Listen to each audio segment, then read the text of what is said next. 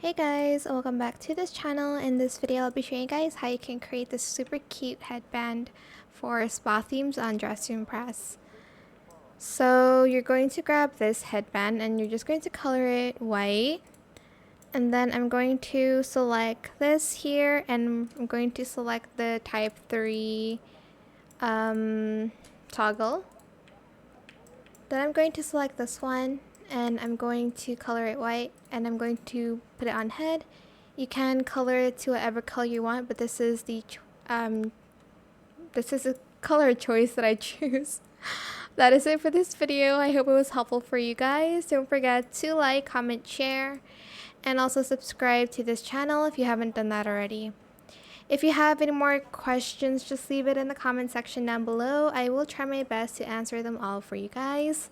And if you found this video helpful, please click the thanks button as well. That is it. Thank you so much for watching. Bye.